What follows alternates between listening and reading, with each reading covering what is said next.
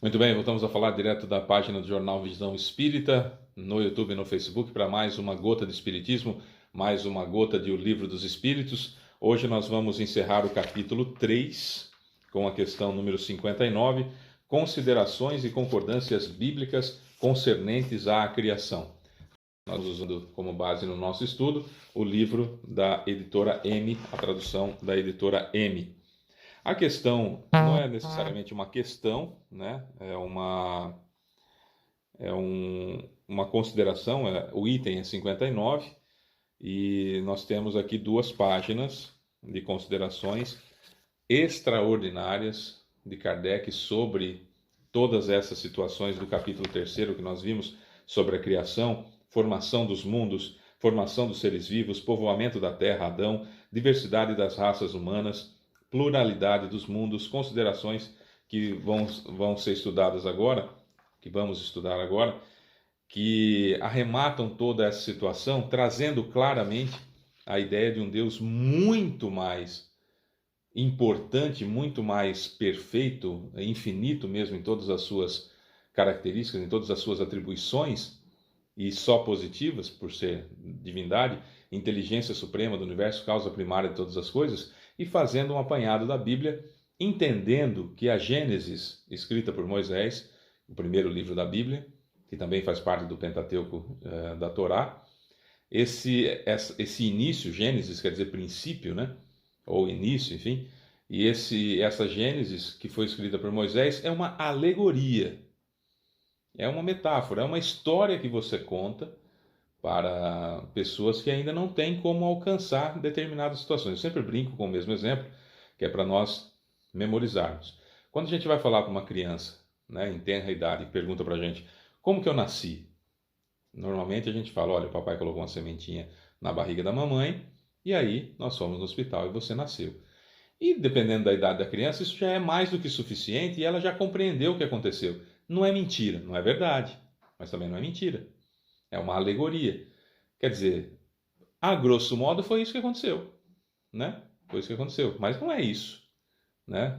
O nascimento não é isso, como todos nós sabemos. Então, dentro dessa comparação, dessa analogia que eu estou fazendo, a Gênesis trazia a criação do mundo, a formação do mundo, o princípio das coisas, alegoricamente, de uma forma que nós, espíritos ainda infantis à época, poderíamos compreender. Hoje, mais adolescentes espiritualmente, já temos, embora contestadores, já temos condições de entender um pouco melhor a situação da criação, com o advento da ciência, inclusive, que nos dá grandes informações. Mas vamos lá, item 59. A gente vai comentando no meio, enfim, é muito bacana. Vamos lá. Os povos formaram ideias bem divergentes sobre a criação, conforme o grau de suas luzes. A razão, apoiada na ciência, reconheceu a inverossimilhança de algumas teorias. O que foi revelado pelos espíritos confirma a opinião há muito tempo admitida pelos homens mais esclarecidos. A objeção que se pode fazer a essa teoria é a de estar em contradição com o texto dos livros sagrados. No entanto, uma análise séria leva a reconhecer que essa contradição é mais aparente que real, e que resulta da interpretação dada a um sentido muitas vezes alegórico. Quando os espíritos vêm falar que existem mundos habitados, Jesus já dizia, na casa do meu pai há muitas moradas. Quando nós sabemos a grandeza da Via Láctea, por exemplo, né, Andrômeda, que é uma galáxia próxima aqui, que muito provavelmente vai colidir com a Via Láctea daqui, sabe Deus quantos milhares de anos, ou talvez até milhões de anos. Andrômeda, que foi possível captar com os instrumentos da Terra, tem 1 trilhão de estrelas. 1 trilhão. A nossa galáxia teria em torno de 400 bilhões de estrelas. E essas estrelas têm planeta em volta. Então você imagina a quantidade de planetas que tem por aí. Estou falando de 2 galáxias. Uma do que se conseguiu depreender até agora. 1 trilhão de estrelas. Já parou para pensar nesse número? E a nossa galáxia, onde está o Sol, onde está o nosso planeta, tem 400 bilhões de estrelas. Olha o tamanho só dessas duas. Imagina a quantidade infinita quase que tem de galáxias por aí. Imaginar que só tem gente aqui na Terra achar que Deus é desse tamanhinho e não com a grandeza toda que ele tem, não é? Mas essas informações científicas, mais o que o Espiritismo traz, não, essas informações não são tão antagônicas, tão contrárias assim com as inscrições bíblicas, com os livros sagrados. E a gente vai ver por quê. A questão do primeiro homem, representado por Adão como único tronco da humanidade, não é de forma alguma a única a respeito da qual as crenças religiosas tiveram que se modificar. O movimento da Terra apareceu numa certa época tão contrária ao texto sagrado que não há forma de perseguições de que essa teoria não tenha sido pretexto. Quantas pessoas não foram queimadas por dizer que a Terra não era o centro do universo? A gente sabe que não é. Hoje a gente sabe que não é e as religiões tiveram que aceitar que não é. Que a Terra gira em torno do Sol, tiveram que aceitar, porque é assim que acontece. Que o Sol gira em torno do buraco negro da Via Láctea, vão ter que aceitar. Quer dizer, não tem o que fazer. Ficar preso a uma ideia dogmática é o que realmente prejudica a nossa evolução. Dogmática no que diz respeito a religiões. E, no entanto, a Terra gira, apesar dos anátemas, apesar dos xingamentos, apesar da discordância de alguns, e hoje em dia ninguém poderia contestar esse fato sem pôr em risco a sua própria razão. Que a Terra é redonda, já se sabe desde de antes de 1500. Que é um globo, já se sabe desde antes de 1500, que é facinho de se comprovar. E outra, a estação espacial que está na órbita da Terra, a cada 45 minutos ela vê um pôr do Sol e um nascer do Sol. Pela velocidade que ela está girando em torno do globo terrestre. Em torno do globo terrestre. A sonda que chegou ontem, hoje é dia... Que dia é hoje? Hoje é dia 12 de dezembro de 2022. A sonda que voltou à Terra ontem estava orbitando a Lua. Deu várias voltas na Lua e caiu ontem aqui na Terra. Voltou ontem aqui para a Terra. Com imagens impressionantes sobre a Lua, que é um globo, e sobre a Terra, que é um globo, porque dá para ver. Quando ela está circundando a Lua, dá para ver a Terra, que é um globo. Então, quer dizer, eu não quero acreditar, eu acho que a Terra é plana e que lá na Antártida tem uma entrada para o centro oco da Terra, onde tem mamutes. Tá, acredito, problema seu. Nós estamos estudando uma doutrina séria que não vai ficar corroborando com esse tipo de situações. E tão séria que Kardec diz aqui no próprio Livro dos Espíritos: se a ciência avançar em pontos que esta obra está dizendo diferente, esqueçam essa obra e fiquem com a ciência. Porque a doutrina espírita é uma doutrina religiosa que nos religa a Deus, é uma doutrina filosófica que faz com que nós modifiquemos a nossa vida, nosso modo de pensar e cresçamos individualmente também, além do coletivamente, que a força das coisas nos empurra, e é uma doutrina científica, para que a ciência nos dê a base onde pisar, os pés firmes no chão. Isso é muito importante. A Bíblia diz igualmente que o mundo foi criado em 6 dias e fixa a época da criação em cerca de 4.000 anos antes da era cristã, ou seja, 6.000 anos. Até então a Terra não existia, ela foi tirada do nada. O texto é formal. E eis que a ciência positiva, a ciência inexorável, vem provar o contrário. A formação do globo terrestre está escrita em caracteres irrecusáveis do mundo fóssil e está provado que os 6 dias da criação constituem outros tantos períodos, cada um deles possuindo talvez várias centenas de milhares de anos. Isso não é mais um sistema, uma doutrina, uma opinião isolada. Trata-se de um fato tão certo como aquele do movimento da Terra, que a teologia não pôde deixar de admitir, prova evidente do erro a que se está sujeito quando se tomam ao pé da letra as expressões de uma linguagem que quase sempre é figurada. Com isso, devemos então concluir que a Bíblia é um erro? Não, mas que os homens se enganaram ao interpretá-la, porque esses 6 dias da criação podem sugerir e sugerem que são 6 eras diferentes, com a última dessas eras trazendo a criação, trazendo o ser humano para a vida sobre a Terra. Aí bate, eras, com bilhões de anos, aí beleza, aí está tudo dentro do sistema. Ao explorar os arquivos da Terra, a ciência descobriu a ordem em que os diferentes seres vivos apareceram na superfície, e essa ordem está de acordo com aquela indicada na Gênesis, como eu acabei de dizer. com a diferença de que, em vez de ter saído miraculosamente das mãos de Deus em algumas horas, realizou-se sempre por sua vontade, mas segundo as leis, segundo a lei das forças da natureza, em alguns milhões de anos. Perfeito. Deus mais completo ainda, na minha opinião. Deus seria, por essa razão, menos grandioso e menos poderoso? Sua obra seria menos sublime por não gozar do prestígio da instantaneidade? Evidentemente que não. Seria necessário ter uma ideia bem mesquinha da divindade para não reconhecer sua onipotência nas leis eternas que estabeleceu para reger os mundos.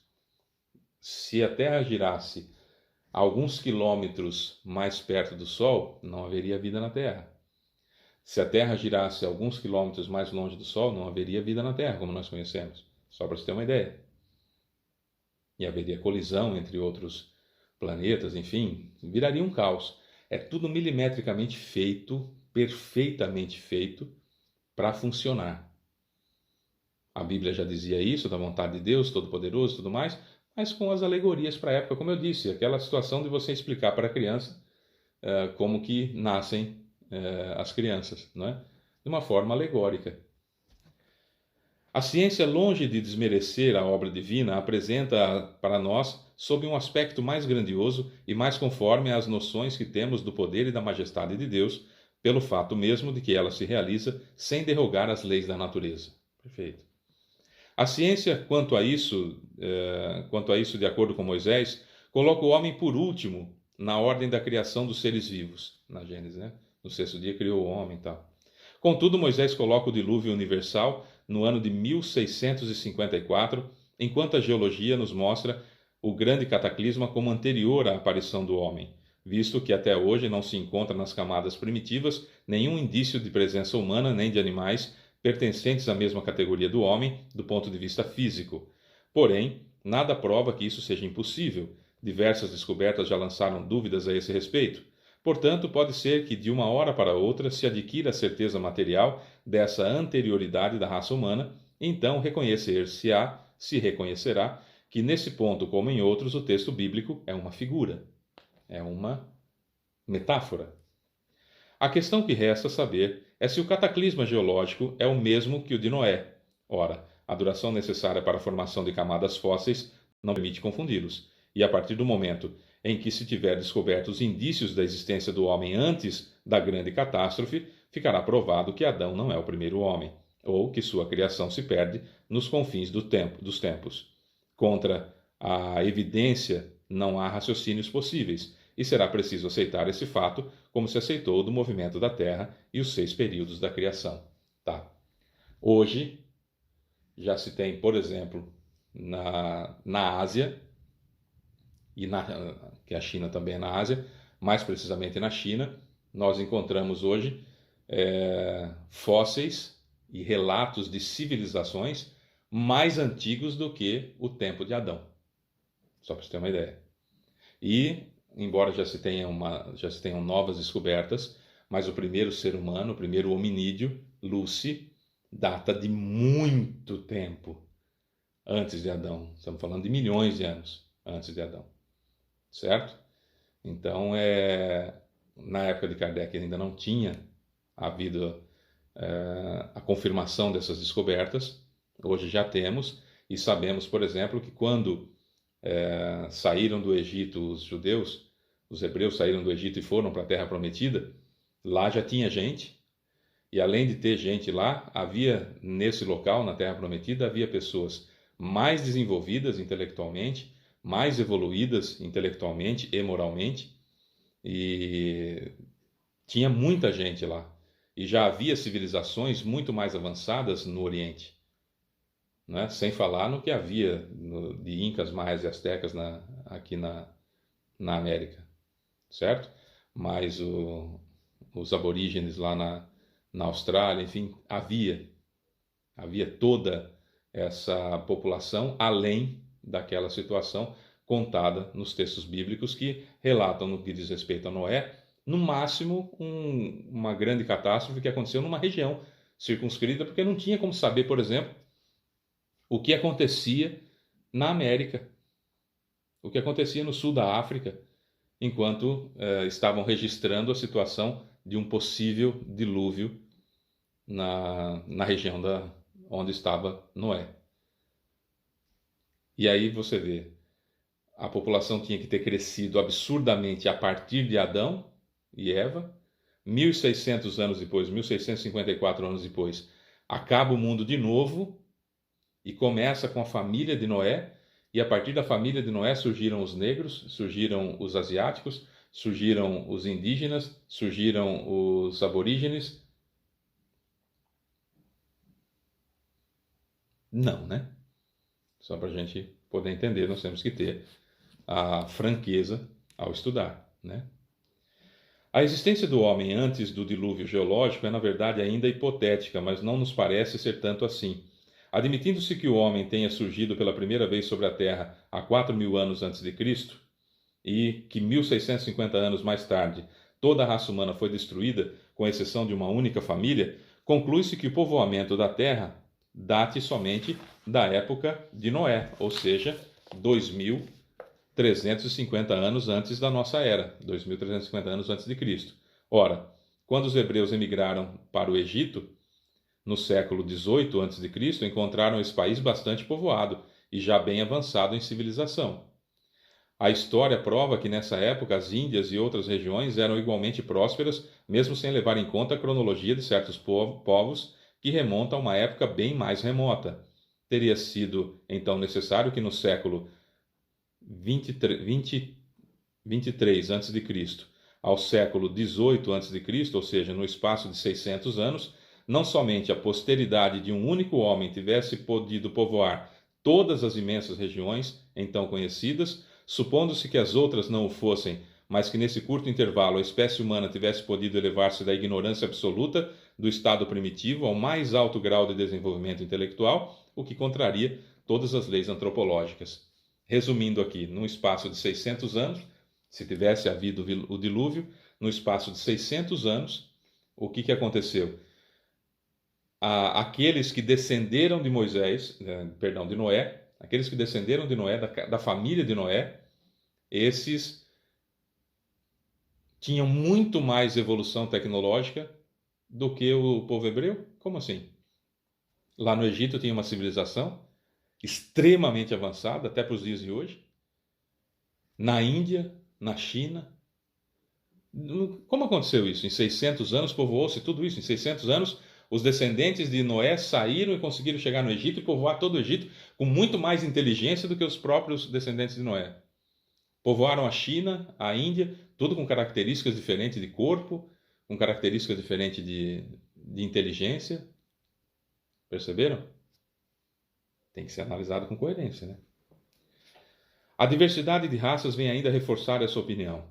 O clima e os hábitos produzem, sem dúvida, modificações nas características físicas, mas sabe-se até onde pode ir a influência dessas causas. E, além disso, o exame fisiológico prova haver, em certas raças, diferenças estruturais mais profundas que aquelas produzidas pelo clima. Entre as diferentes raças há diferentes composições de músculos, de caixa craniana, de formato do maxilar. Há diferenças profundas que, se saíram tudo de uma família só, como é que acontece isso? Entendeu? O cruzamento das raças produz os tipos intermediários. Ele tende a apagar os caracteres extremos, mas não produz diferenças tão grandes assim entre raças. Apenas cria variedades. Ora, para que tenha ocorrido o cruzamento de raças, seria necessário que houvesse raças distintas, certo?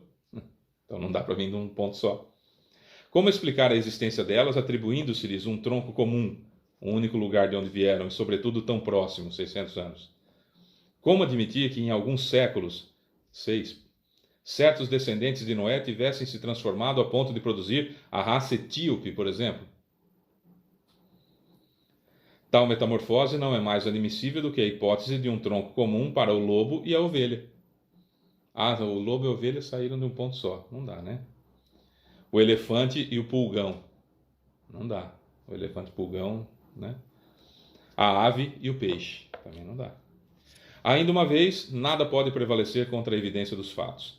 Tudo se explica, pelo contrário, admitindo-se a existência do homem antes da época que lhe é comumente designada, admitindo-se a diversidade das origens. Adão como alguém que viveu há 6.000 anos e povoou uma região ainda desabitada. Tudo bem. O dilúvio de Noé como uma catástrofe parcial confundida com cataclisma geológico. Até porque não se tinha informação de que aquilo aconteceu em todos os lugares. Não tinha internet, amigo. Não tinha como você mandar um videozinho e falar assim, ó, aqui também está chovendo, viu? Avisa Noé que nós vamos morrer tudo aqui, ó. Porque não tem arca aqui para nós vamos morrer tudo aqui. Avisa lá. E 40 dias depois, essa água foi para onde? Ah, mas foi para os polos, não sei o quê. Para de querer achar pelo em ovo, né? É mais fácil entender a lógica das coisas. Levando-se em conta, enfim, a forma alegórica característica do estilo oriental que se encontra nos livros sagrados de todos os povos. Por isso é prudente não acusar tão levianamente de falsas as doutrinas que podem cedo ou tarde, e como tantas outras, oferecer provas de sua autenticidade àqueles que as combatem. As ideias religiosas, longe de perderem algo, engrandecem-se quando caminham ao lado da ciência. É o único meio de não mostrar ao ceticismo um lado vulnerável. O Espiritismo veio numa época em que a ciência e a religião estavam muito separados, estavam muito distantes. Isso é ruim. Isso fatalmente atrasou a evolução humana. Fatalmente atrasou a evolução humana. Nós temos aí um período negro na era negra da humanidade que atrasou a gente, com certeza, e foi responsável, talvez nós estivéssemos lá sendo responsáveis por essa era de trevas na Terra, é verdade, mas o fato é que o planeta como um todo, as pessoas do planeta como um todo foram atrasadas por essa situação. Agora cabe ao Espiritismo trazer, resgatar essa união da ciência com a religião, novamente, para que caminhando passo a passo, a ciência nos dê as certezas que nós precisamos, a evolução crescente, a metamorfose crescente das novas descobertas, porque as religiões dogmáticas e sem ciência se apegam a certas situações que não têm o que fazer. Quantas pessoas não foram queimadas em fogueiras da Inquisição porque diziam que a Terra era redonda ou porque diziam que a Terra não era o centro do universo? E foram queimadas vivas. Porque a ciência estava longe da religião. A religião perto da ciência e perto da filosofia criam a ciência perto da religião e da filosofia cria essa doutrina maravilhosa chamada Espiritismo, cristianismo redivivo, dirigida diretamente por Jesus, o Espírito de verdade na terceira revelação, no Consolador prometido por Ele mesmo, que volta para reunir esses três pilares, esses três pés que mantêm, que sustentam essa doutrina que nos permite a evolução: ciência, religião e filosofia. Vamos, com esse tripé bendito, conseguir entender as coisas, conseguir compreender o que é metáfora, o que é alegoria, o que é uma forma simplista de explicar as coisas para os espíritos mais novos, mais jovens, no que diz respeito a encarnações, e aí a gente vai tirando boas lições e vai evoluindo aos pouquinhos. Os exilados de Capela, onde estão na Bíblia? Exilados de Capela, o livro de Edgar Armond e o livro que fala também a respeito, A Caminho da Luz, de Emmanuel, psicografado por Chico Xavier. Onde estaria na Bíblia? Na saída de Adão e Eva do paraíso. Quando expulsos do paraíso foram Adão e Eva e vieram para a terra para arar a terra com o suor do seu rosto. Essa é uma alegoria, uma metáfora que pode ser atribuída aos exilados de Capela, por exemplo. Como que o Moisés diria isso para o povo há tantos e tantos séculos? Ele ia chegar para aquele povo que fazia bezerro de ouro. O povo ruim que era aquela gente lá, que provavelmente éramos nós também, né? Que estávamos lá. Olha o povinho duro, hein? Ia chegar para eles e falar assim: olha, tem um planeta que orbita a estrela Capela, e esse planeta passou de provas e expiações para regeneração, e aí 7 milhões de espíritos foram aceitos por Jesus aqui na Terra para povoar aqui e se instalaram basicamente como incas, maias, astecas, egípcios, adâmicos e orientais. E os egípcios, que são aqui os nossos algozes aqui, né, de onde a gente saiu da escravidão, são os mais evoluidinhos, que já vão voltar para a capela, porque já conseguiram já a evolução que lhes faltava. Fica fácil explicar assim, né? Ah, Deus criou o homem, a mulher, fizeram bobagem lá, vocês não podem mais ficar no paraíso, então vocês vão para o lugar para arar a terra com o suor do seu rosto. Mais simples para aquela época, certo? Bom, amanhã nós vamos falar do princípio vital, começarmos o capítulo 4, vamos falar dos seres orgânicos e inorgânicos, a vida e a morte, inteligência e instinto. Eu sou Fábio Pereira, essa é mais uma gota, hoje não foi uma gota, hoje foi um balde de espiritismo, mas precisávamos encerrar o capítulo 3 e a gente volta amanhã com muito mais. Um beijo para você que fica, tchau.